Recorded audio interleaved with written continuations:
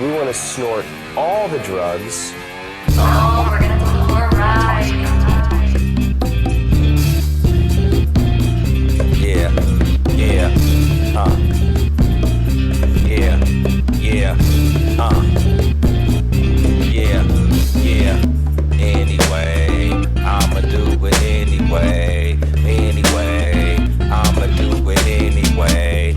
Fuck what they say, fuck what they say, fuck what they say, fuck what they say, fuck what they say. Cause I'ma do it anyway. Anyway, I'ma do it anyway. Anyway, I'ma do it anyway. Fuck what they say, fuck what they say, fuck what they say, fuck what they say, fuck what they say. Yeah, I'ma do it anyway. I don't care what nobody say, I'm still gon' paper chase. I'm still gon' smoke out, sip champagne, buy the case. I might be wrong, but I still floss. Live life like an outlaw, bounce awkward like a southpaw. Lil nigga still pop off. I get high, I get drunk, then pass out and get up.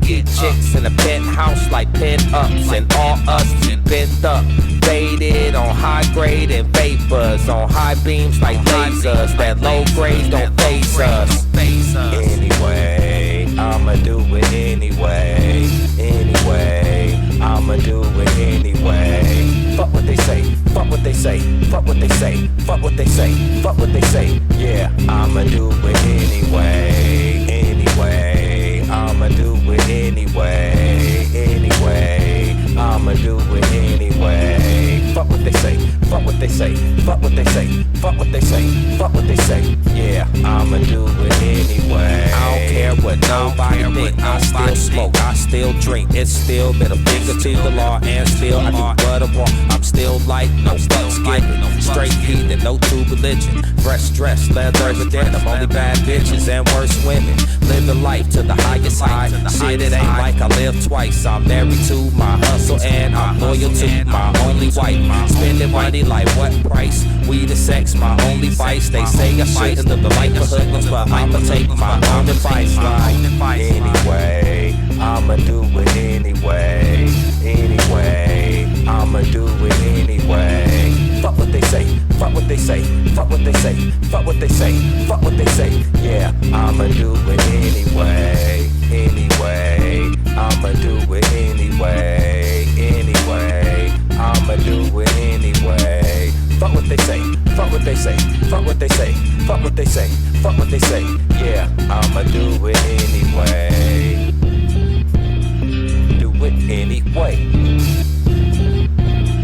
Do it anyway. Fuck what they say, fuck what they say, fuck what they say, fuck what they say, fuck what they say. I'ma do it anyway.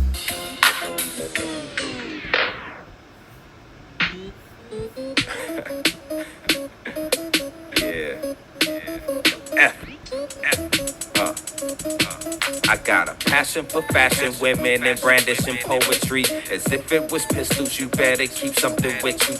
I swear that I speak more information than WikiLeaks. Tweaking at 3 a.m. with no dream of requiem. Who that? Oh, that be him. Who that? Oh, that be him. Side street kid, the E-double-F-N-N. After Obama, I nominate him for president. My soul has been tried by fire, but this is my element. Hella been smoking on strong, hella been on that Patron. That got me feeling right, but probably dead wrong. And 2 wrongs don't make it right, but 3 rights will make a left. Fake friends just hate inspired, but I focus on myself.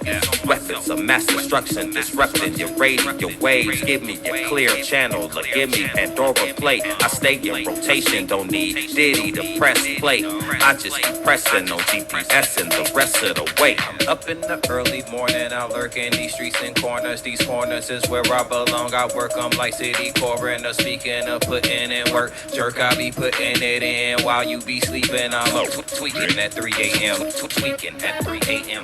Tweaking at 3 a.m. I stay up on that loud. Cups stay filled to the brim. Tweaking at 3 a.m. Tweaking at 3 a.m. No caution to the wind and live my life on a whim. Tweaking at 3 a.m. Tweaking at 3 a.m. Plenty of women, some friends, and we gon' get it in. Tweaking at 3 a.m.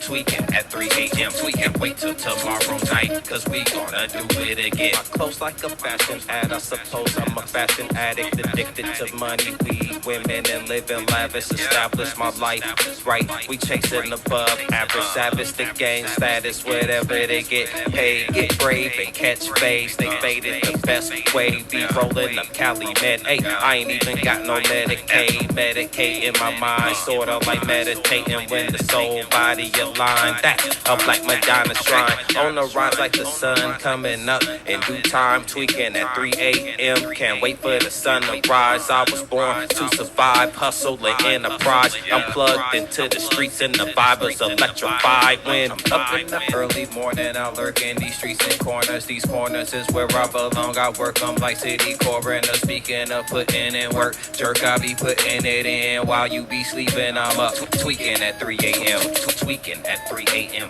Tweaking at 3 a.m. I stay up on that loud, cups stay filled to the brim. Tweaking at 3 a.m. Tweaking at 3 a.m. No caution to the wind and live my life on a whim. Tweaking at 3 a.m. Tweaking at 3 a.m. Plenty of women, some friends, and we gon' get it in. Tweaking at 3 a.m. Tweaking at 3 a.m. We can't wait till tomorrow night, cause we gonna do it again.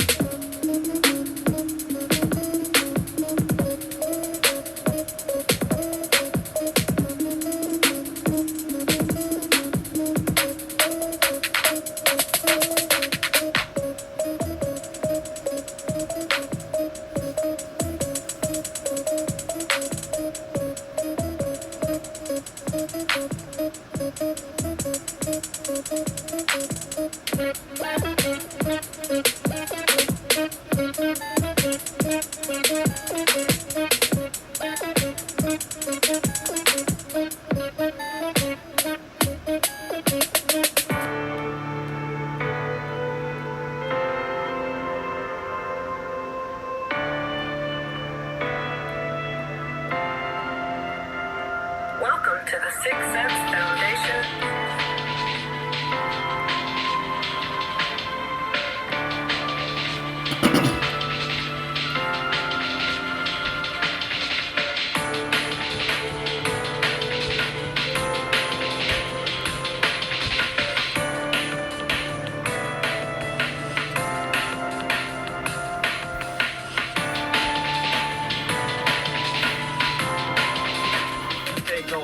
When they hear me in a scream, DVDs and Holler magazine is 4 eyes. I advertise 6 cents. Almighty praise on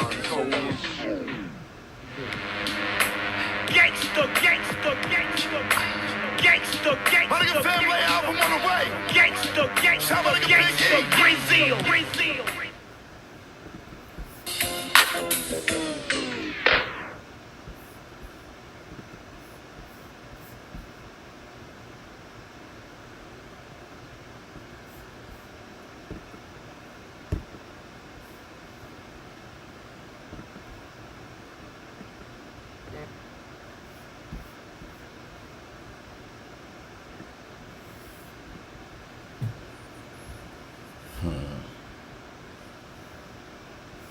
What's happening? What's happening? What's happening? Everybody out there. Side Street Kid. Think New Podcast, episode 3. Just getting up in here. Hopefully, y'all was enjoying the music. All music by myself personally, Side Street Kid. I think I played some stuff off of my poetry album, If Heaven Ever Spoke. And that last video was Tweaking at 3 a.m. off of the Wasted Genius project, which is available on my Bandcamp, sidestreetkid.bandcamp.com. Or is it? No, it's Bandcamp, bandcamp.com. What is it? www.sidestreetkid.bandcamp.com. That's what it is. You can pick up that. You can get a couple different things. You can get, like, Side Street Kid, snapback, trucker fitted. on there. T-shirts, tank tops, hoodies, stuff like that.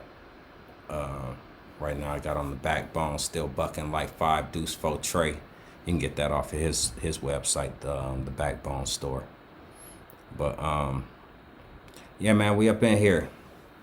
Tonight we're scheduled to be speaking with Cavario, the Mind Plug. I think he's a little hung up at the moment, finishing up some business. I'm waiting to see if he's gonna give me a call back. And if he does, I'm definitely gonna get him up in here. If not, we'll get him back on tomorrow or next day when he's available. You know what I mean? We'll get him up in here.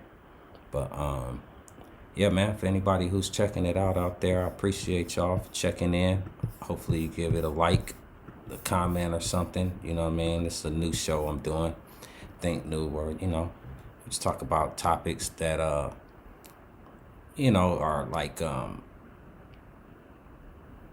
somehow connected to the hip hop culture, stuff like that. You know what I mean? Different people, you know what I mean? We got a lot of heroes in our communities that are like, that go unsung, you know what I mean? So yeah, so we working on that. I'm trying to give, you know, so spread some love out here in these streets. Various people that I believe should you know, that deserve some notoriety.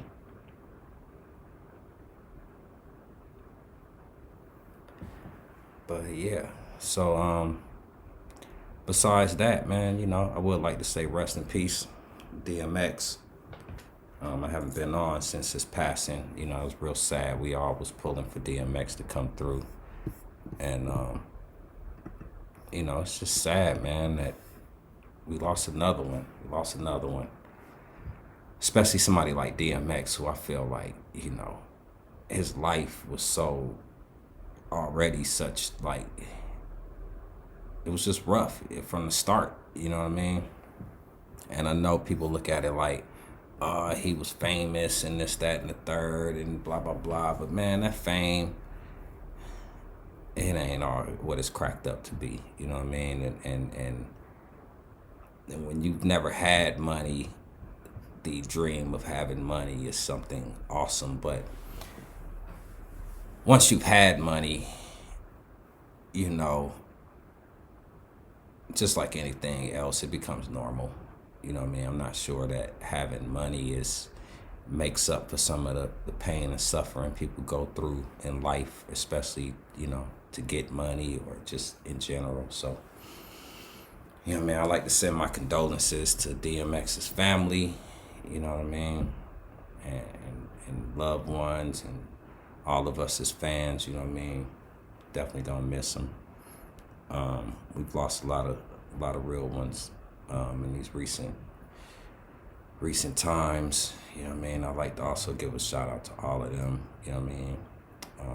Specifically my homeboy Mean Green, who we lost over the summer, like a day before his birthday in July. You know what I mean? That was really sad, man. You know what I mean? Mean Green was like a legend in Los Angeles. You know what I mean? West Coast hip hop legend, man. One of the original weed rappers, you know what I mean? Cannabis advocates, all that kind of stuff. Man, you gotta kind of do your history, man. Go back, check out some of that West Coast hip hop, man, from the 90s and stuff, and check in the Mean Green and see what you can find about him and his music. You know, I know he started off with Razzcast back in the day. You know, when I was a kid, we was, you know, I'm from Carson. Razzcast is from Carson. We looked up the Raz when we was kids, and Mean Green was like one of his partners. They was in the clique together. Mean Green, Bird, and Voodoo, and all of them. They was like rap giants to us. You know what I mean? We just, you know what I mean, try to soak up game and stuff like that. Mean Green was always good for, you know, sharing some game with the younger ones and stuff like that. And over the years, me and him, you know, we just developed our own friendship stayed in touch, rocking together, even though I moved to Atlanta. You know what I mean? He was signed to Patchwork Records in the 90s, which, you know, Bob Whitfield is from Carson, so he, you know, opened up Patchwork, I believe, with Razzcast as his first artist, and Mean Green was his next artist, I believe. So, you know, he was down here, and you know, I was rap compadres with another MC from LA, Michael Myers from Carson. We was all clicked together. So Mike Myers and Mean Green was doing stuff together. They was coming out here, so I linked with them when they came out here to Atlanta. And yeah, man, the rest is kind of like history, man. We always rocked out from there. Me and Mean Green, we got an album we did before he passed that was never released. Like, it's really not really finished, but I want to finish that up and put it out, you know, like in his memory and stuff. Like, it's just a little couple things I have to do to tighten it up, fix a couple of hooks and a couple of beats and stuff like that. But all of his parts are done, all the raps and stuff like that are done. It's just a little bit of mixing and just a little tweaking here and there, you know. But yeah, man, rest in peace to Mean Green, man. He was a real one. He'll definitely be missed. You know what I mean? Of course, we lost Nipsey.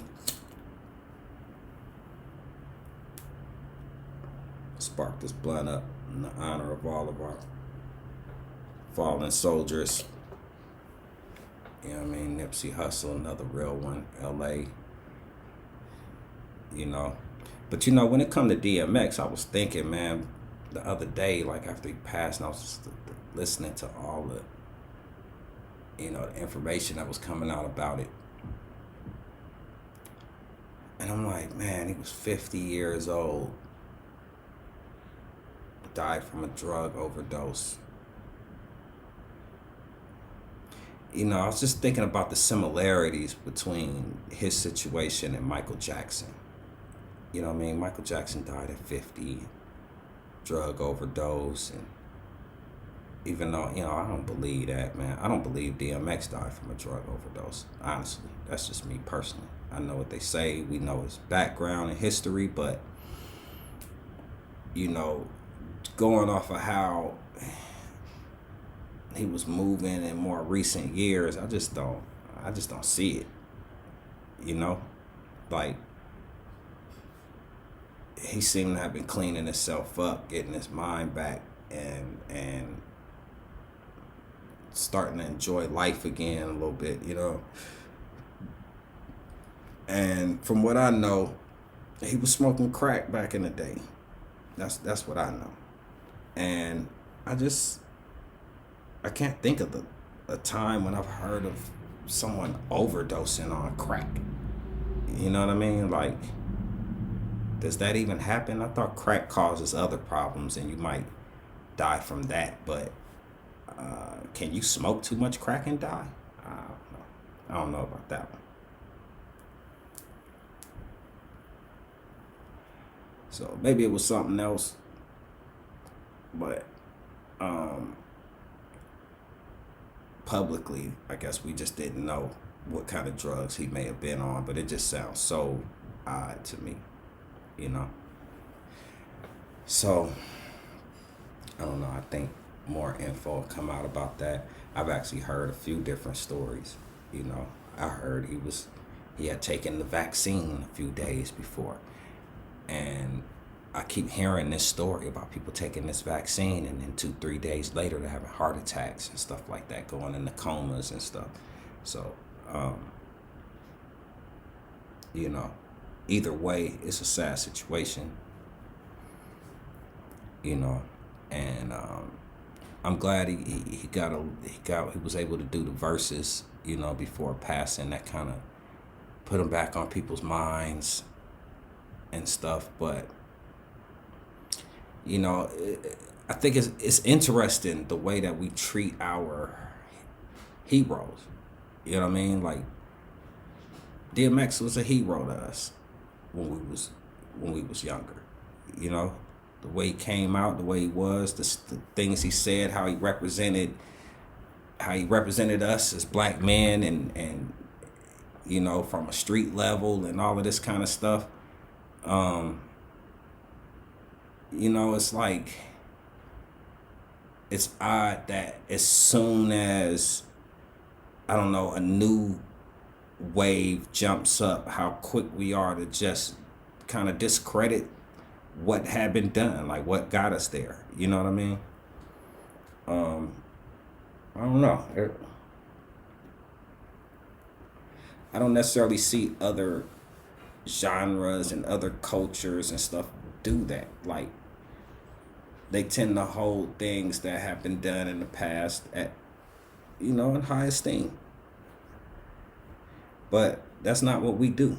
We like to discredit stuff and act like, oh, it's old, or he's old, or this, that, and the third, not realizing that whatever it is that you're on right now is built on top of what has been already. You know what I mean? Like, would we have some of these rappers that's out right now if there was no DMX already? I doubt it. I doubt it. You know, DMX kind of represented that raw, gritty part of hip hop that was lacking even at that time. It had got so pretty and glossed over before DMX that I think we were just craving that street grit again, and he brought it. You know, there was a lot of groups that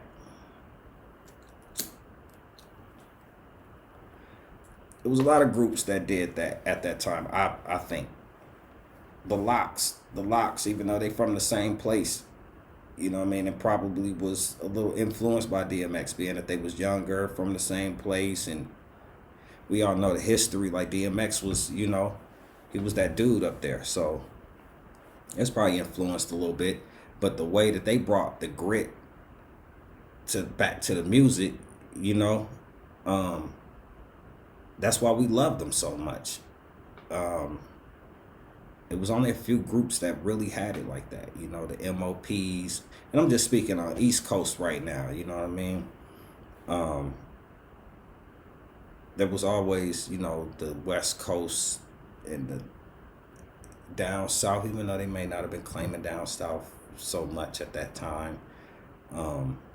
It was rappers out of Texas. We didn't call them Southern rappers back then. I think we probably considered them West Coast rappers. But, you know, Ghetto Boys and UGK and stuff like that, they was on like Menace to Society soundtracks and whatever, like the California stuff. You know what I mean? So, I don't know. I think that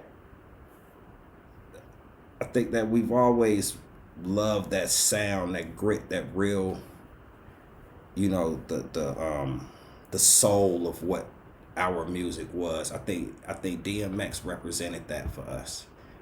At a time when it just wasn't that popular. You know, everything before that had gotten a little glossy, you know what I mean? Puffy had came along and they was glossing it up. They was making it look pretty, you know, and I get that. I get it. It was cool for what it was. But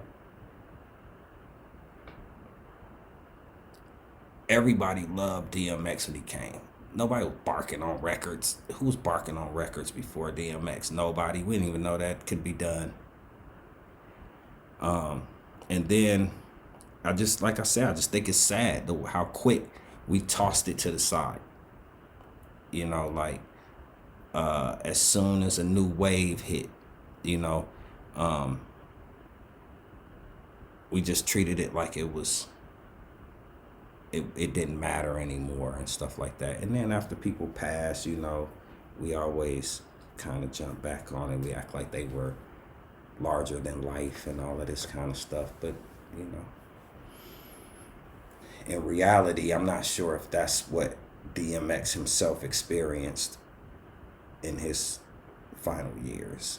You know what I mean? Especially pre-verses. I don't know. You know, I'm sure everywhere he went, people was like, oh, DMX is DMX. But And the media was shitting on him. You know what I mean? And we let it happen. We sit there, we entertain this kind of stuff. We watch it. It's like, you know, I stopped watching Vlad TV. That was one of my shows. Vlad TV, Drink Champs. I love those shows, you know, because even doing this right here, this was something I was inspired to do a while back. But I don't know I wasn't ready. I wasn't ready to just start. I'm just now trying to get my feet wet. But I watched those shows kind of studying, trying to figure out what was it about them that I liked and what was they doing and how was it working and stuff like that, you know. And I had to stop watching Vlad. Like after a while, when Vlad said what he said about Farrakhan, and then it turned into kind of a thing amongst, like, in the community. It was already a thing, like Vlad was some kind of cop or some shit, which I'm sitting here like, if he's not a cop, he obviously is providing a service that they use, you know what I mean? So it really don't matter. But you know, I was game until he said that. And whether or not he was right or wrong as to what he said, being that the community that you claim to have a passion to serve asked you to recant your statement or to apologize, I feel that you should have done it. By not doing it, by taking your stance, that's cool. Everybody's entitled to their opinion and stance and whatever.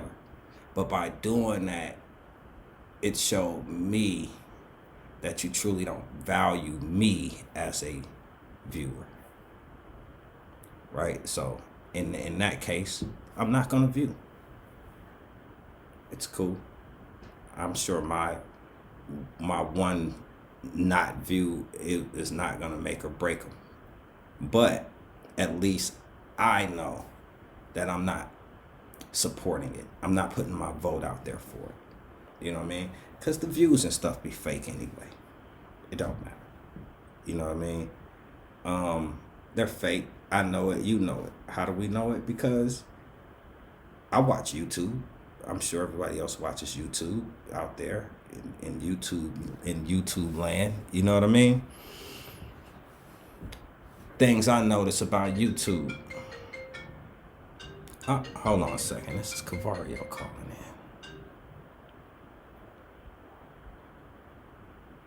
in. Yo, hello. Yo, you ready?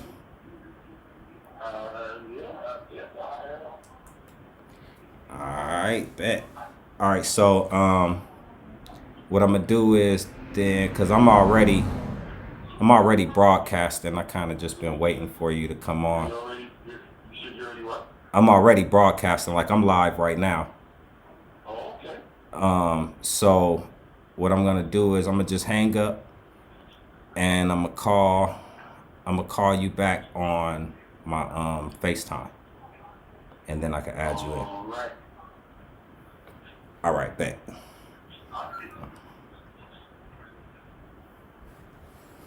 All right, cool. So, you know, I guess to sum up what I was saying is that, you know, rest in peace DMX and all the other fallen soldiers that we've lost, you know what I mean, over time. And be mindful of what you're supporting, when you're supporting it. And I do want to say that when you're watching YouTube, like I'm a Drink Champs head, like I mentioned, I could be watching any video I want to online. I could be watching one of my videos. When it goes off, more than likely, YouTube is going to play an episode of Drink Champs. Period. It's just gonna roll on. Now, whether I stop it immediately or stop it after a couple minutes or whatever, that counts as a view or a stream or whatever on Drink Champs, right? So if they're doing that to 1,000,000 people, of course it's gonna have 1,000,000 views on it instantly. You know what I mean? So like I said, the views, they're not really real. Even when they are real, they matter. It's not that they don't matter. You do this so people watch it. You know what I mean? But it's not. They don't weigh as heavy as people try to make them weigh. That's an illusion that some of these big companies and corporations use to keep some of the smaller individuals from being able to really grow or be an influence. You know what I mean? It's up to us to change that. We don't really have to do that. But I'm gonna go ahead on and we'll discuss that at another time. I'm gonna see if I can get Cavario up in here real quick. I gotta remember how to do this. Let me see.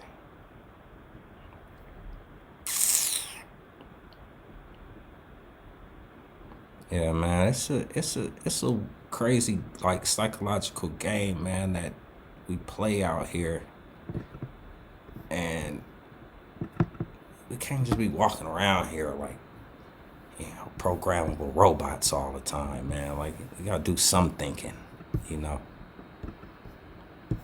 All right, so here's what we are going to do.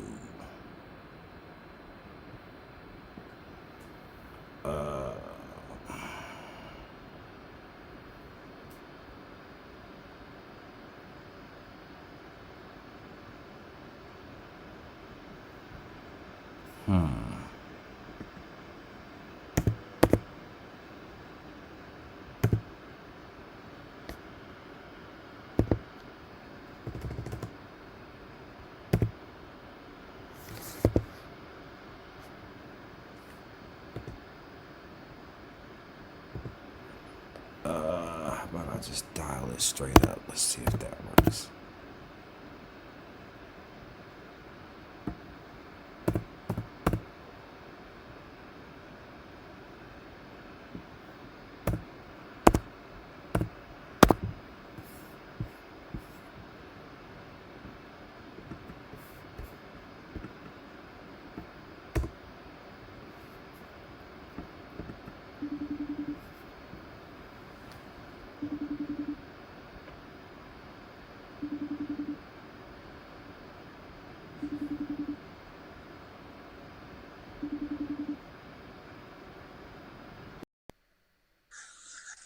Yo. Yep. Yeah. All right, look like we got them up on here. So let's go to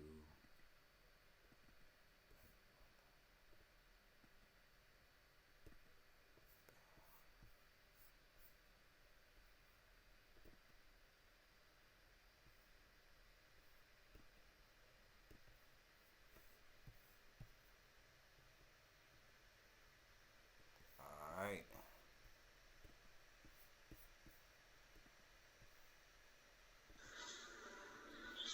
Yes, sir. I think we got you on here live and direct in effect. Yeah. What's happening, man? Man, moving and grooving, man. You know, trying to fit things in between things, and that's where we are right now. We are in between things. In between things. That's what's up. Yeah, I know you stay moving over there. I see you over there, over there keeping busy. Yeah, you know that. You know that. Yes, sir. You know me. Yes, sir. How's everything been? Man, good, man. You know, just making it happen. You see, I'm starting. Last time I saw you, you had a clean face. Oh, you know, I switch it up. I And probably done had a beard for about 2 weeks. man, it's been a few years since I've seen you, bro. Yeah, definitely. It has been. Yeah, it's Like been a few probably years. It's been probably like 5 years. about 5 years, Yeah. which is so crazy because I mean I know that you're like, a finger press away. It's crazy how we just take that shit for granted. Yeah, I You know know. what I mean? Like I know you're right there. You know what I mean? We haven't spoken to each other in a long time. Just Yep. pick But up the it feel phone. like I've spoken It's to like it was you. yesterday. Yeah, it Yes. feel like I've spoken Yes. to you like yesterday. You know what I mean?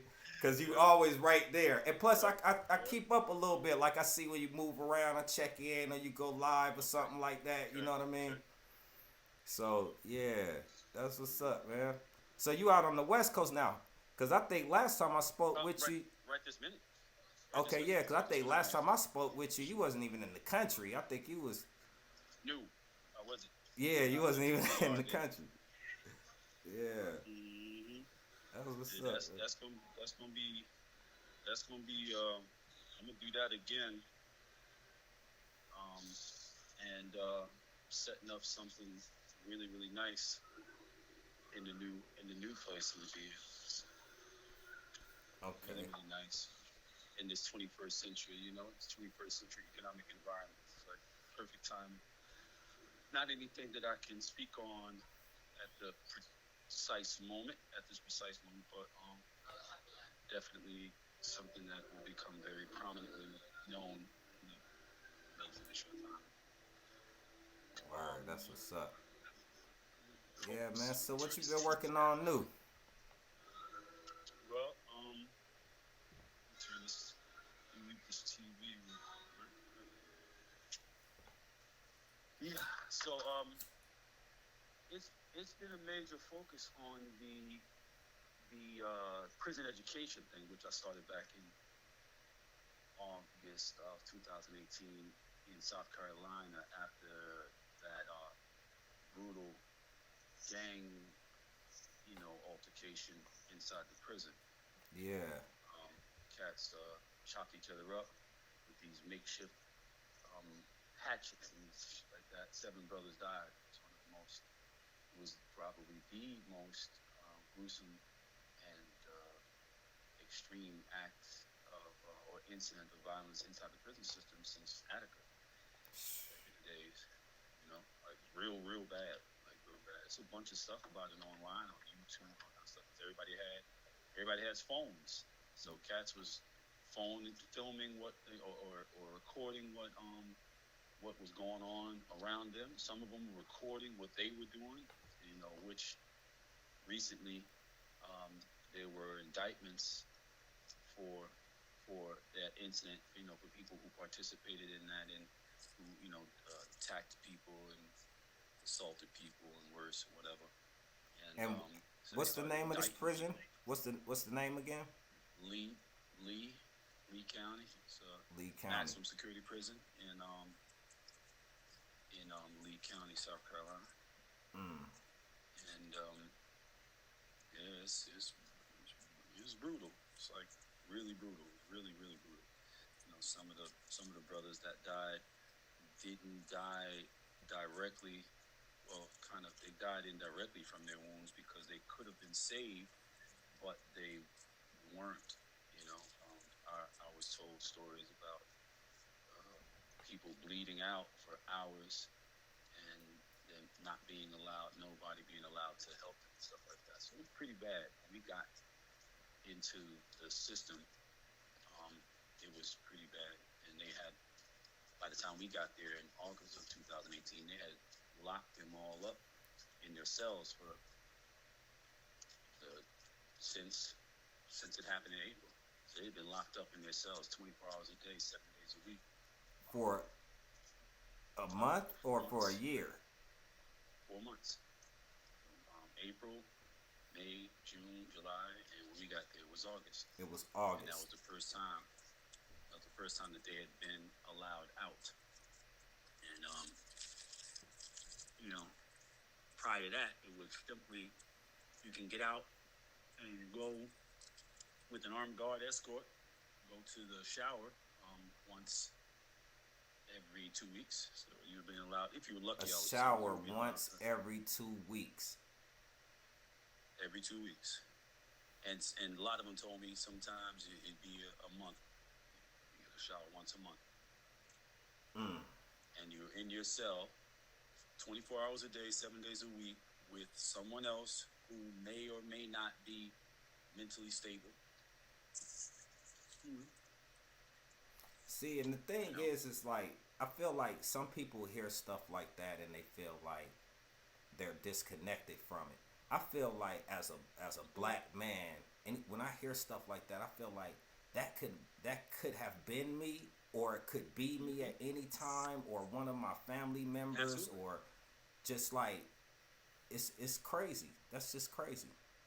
Yes, absolutely.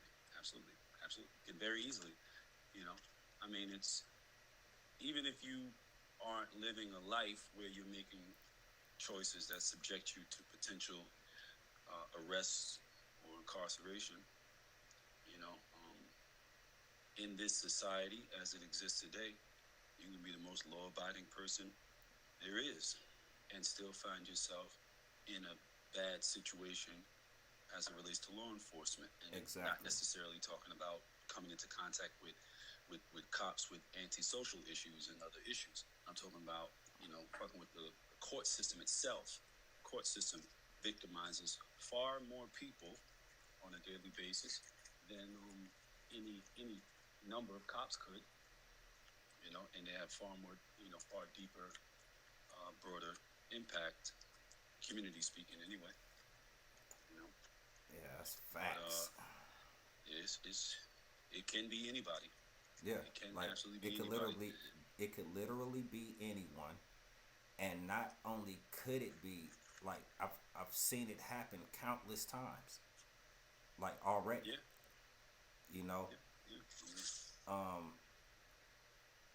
My question really is, I'm just wondering, like, is this connected to, like, the stuff that, like, Kim Kardashian is doing? Like, is it like one whole prison reform movement, or are these separate? I mean, definitely, there's definitely not a universal prison reform movement.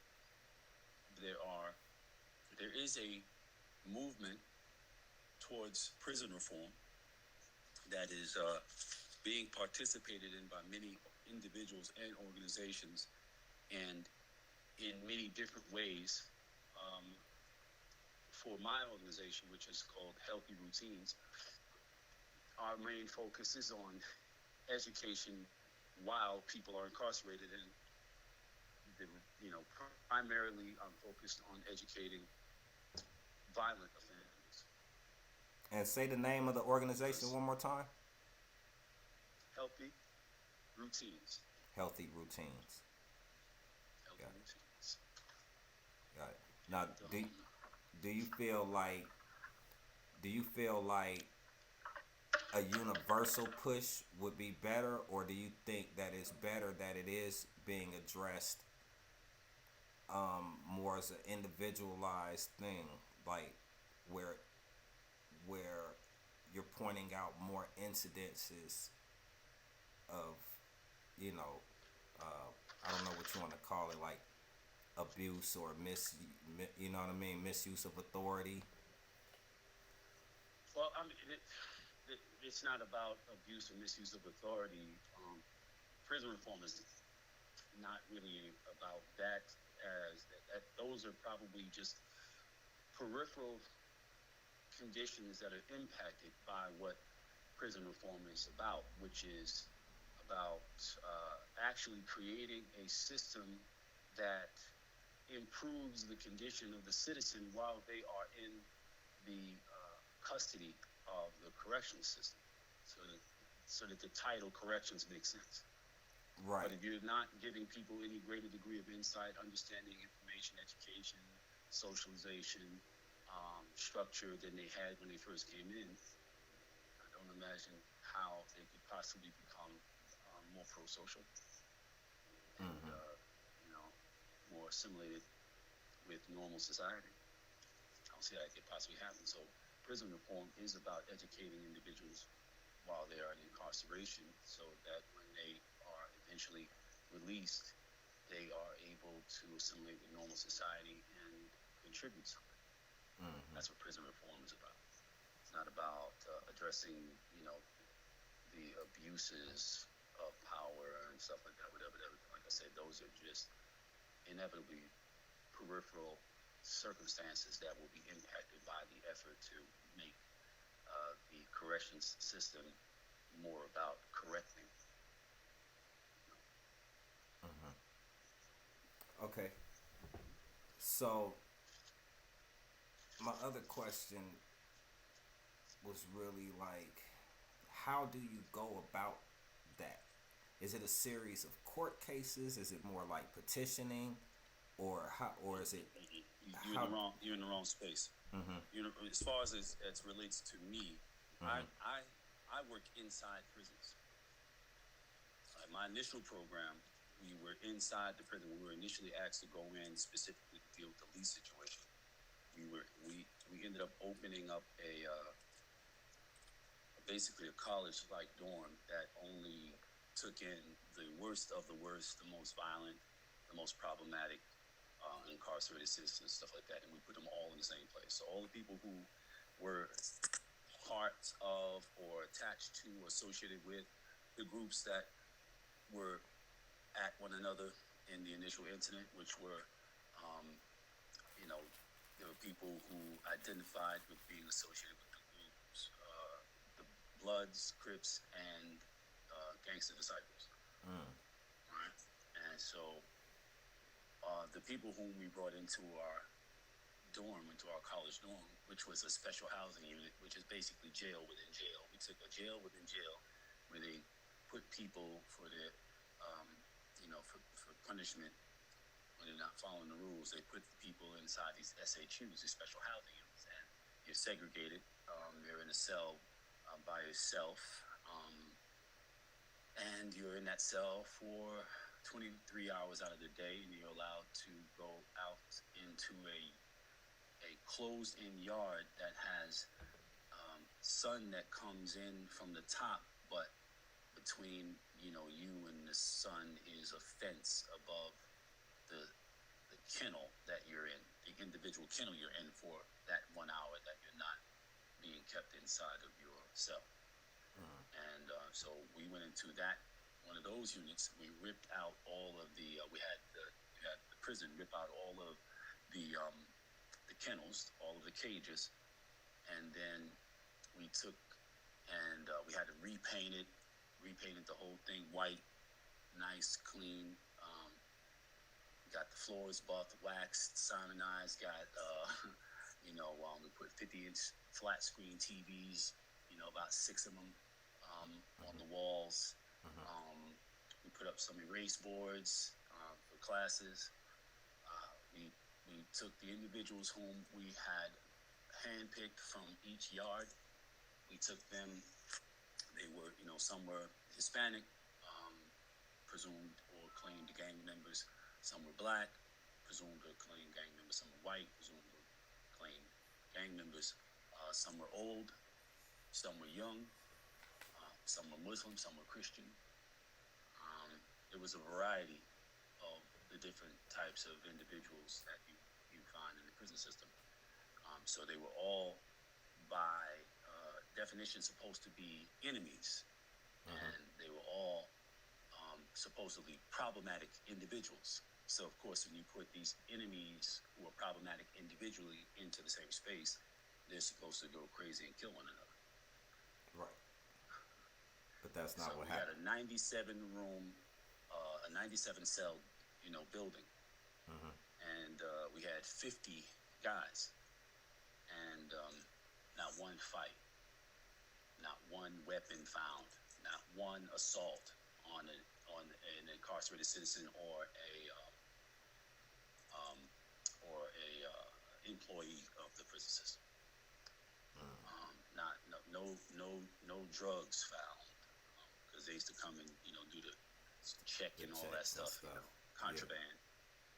Yeah.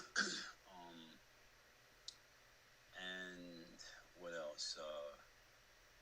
taught from, I'd get there from 7:30 in the morning to stay till 7:30 in the evening every day, 12 hours a day, 5 days a week, which was interesting because I'd never had a job before, so I'd never been, you know, in a circumstance where I go to this place and go inside this, you know, this building and spend, you know, several hours a day in this building every day. I mean, not under no legitimate type of circumstance, you know.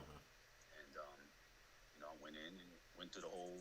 You go through security, you get scanned, and take off all your metal and all that kind of stuff. And keep pockets over there every day. You know, stand out there with the people who were going in to start their shifts in the different places that they worked, whatever different departments they worked in. And I just, you know, just went in and me and my guys, we went in and we did that. And when we were in the dorm with these guys, there were no corrections employees. There were no corrections officers. They were in there with us for 12 hours a day. Just me, my guys, and the participants in our program. And the corrections people came in when we shut down. So when we left, our guys, initially they would have to check in. They would have to go in their cells at 7:30 when we left, which was cool with us and with them.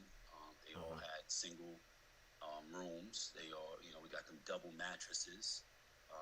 You know, they had anything and everything they needed in their rooms. We had rooms that were for like calming and chilling and whatever. It was these all blue rooms, blue walls, floors, ceilings, everything was like a nice sea blue.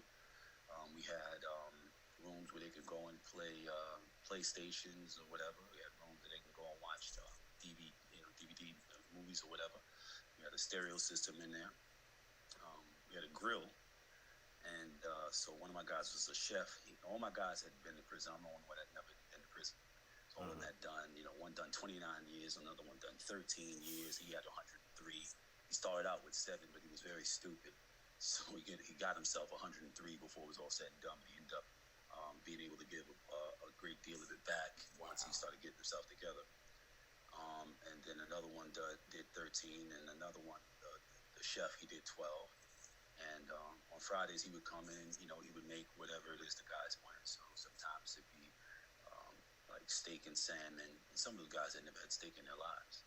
Right. And these guys come, these people, you're talking about rural parts of South Carolina, places where they may have one paved road going through it. You know what I mean?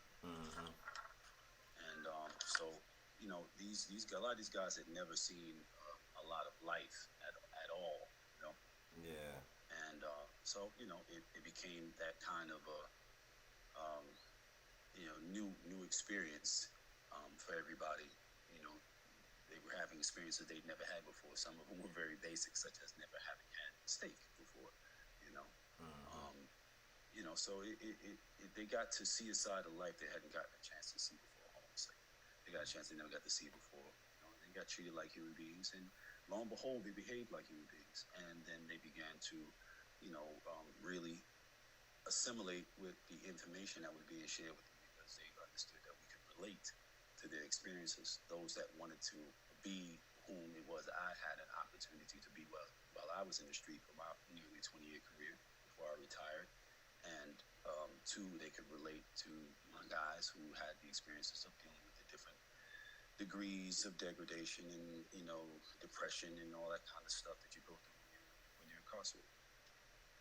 So it was unlike anything, and it was very, very impactful. And I've been building on that since. That's what's up. So how far away do you think that we are in like reality from actual prison reform? Like from it being actually what? From actual prison reform, from like an actual change to what you want to see. Shit, man. Bro, let me tell you something. I mean, on a small scale, I have been able to see the impact of it pretty immediately, you know, because like I said, I'm in there with them 12 hours a day, 5 days a week, you know. And there were some days we left out of there, it'd be 1 o'clock in the morning because of things like, you know, the championships, stuff like that. And we would hang out with them and keep them out. As long as we were there, they would able to be out. So we'd have them out half the night watching the basketball games, whatever. You know what I'm saying? Just give them a touch of humanity. A lot of these guys, they give you a lot of time in South Carolina. So a lot of these guys have been down for, decades, 3 decades. A lot of them had a lot of time in front of them, and they were only 19, 20 years old and got life in 40 years, shit like that. So it was like, they were able to, just in being treated like humans and spoken to like human beings and, given the regard and respect that a human being deserves, they were immediately showing, improvement and so forth, whatever. So, from my immediate personal perspective, my team and I, we were able to see the impact of what we were bringing to bear immediately, which is how we knew, one, from who we were at a point in our lives. We knew that our approach was effective because we were using the tactics that we had used on ourselves. Yeah, we used the tactics we used on ourselves to make ourselves more pro-social and so forth, So we knew all it was a matter of was having, you got your phone, just your phone today. All it was a matter of just getting their attention and holding their attention long enough that we could actually get impact them, and we got that done. You do that, you sitting in there 12 hours a day, 5 days a week with cats, and really engaging them every moment of that day. Between classes and after classes, because we did classes from 9 to 11. We went to lunch, came back, and we would do classes from 1 to 3. But in between those, I would be dealing with different individuals on different things, helping cats with different things. Cats wanted to, write books or, work on some sort of a training, some idea they had to teach people, things that they had learned.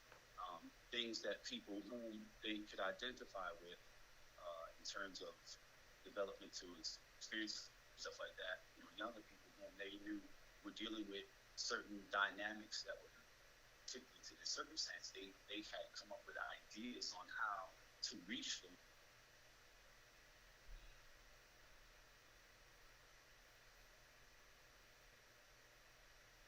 Hold on, I think we lost them.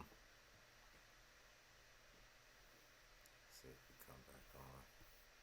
And okay, we lost you for a minute. Can you hear me?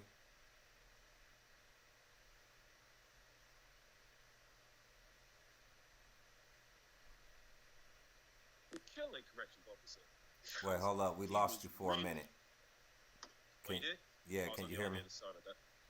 Yeah. All right. So what I wanted to go back to was, okay, so the classes, what exactly what kind of classes are you teaching? My particular focus is on hold on one second. Hold on.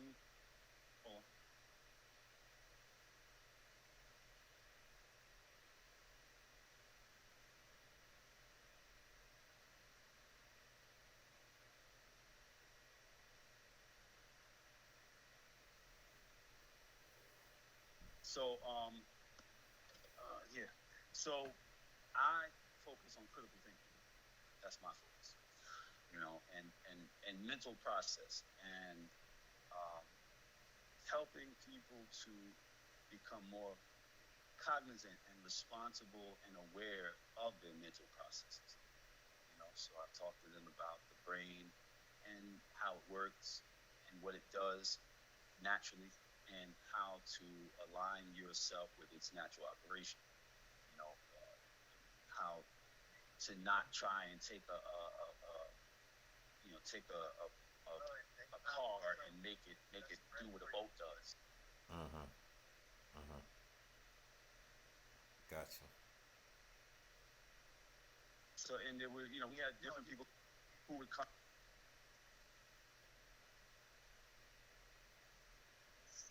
Yeah, different people who would come in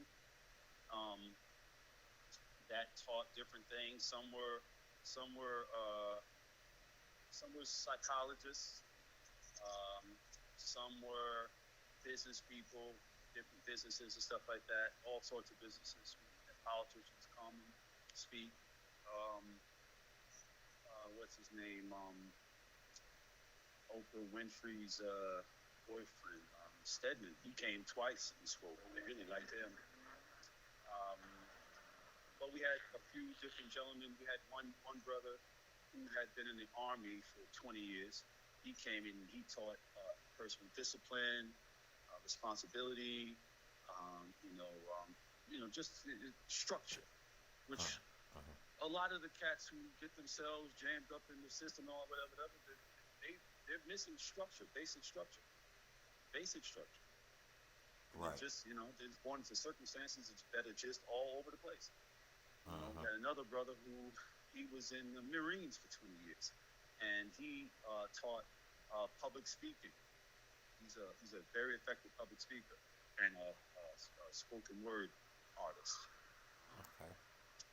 Inspirational, motivational, speaker. So he taught that. He taught them how to do that and stuff like that. And that he's part of my everyday team. Came in, taught, working with guys every day. I had about 5 or 6 different people. One guy was a pastor now, but he had been a guy who was in that very prison serving life some years before. Maybe 20 years before he was in there serving a life sentence, and it took him 5 years to overturn the sentence, but he was able to do it. And, wow. He would come in and he would talk to them, about his experience and about those things that only they whom are experiencing specifically South Carolina and their prison system would be able to relate to, the little subtle nuances that even a person like myself who's in there with them for that many hours a day, that many days a week, and it's just, I cannot, and I'm in their cells and, I'm with them, but the fact that I know that I can walk out of there at any moment is just, it's a different impact.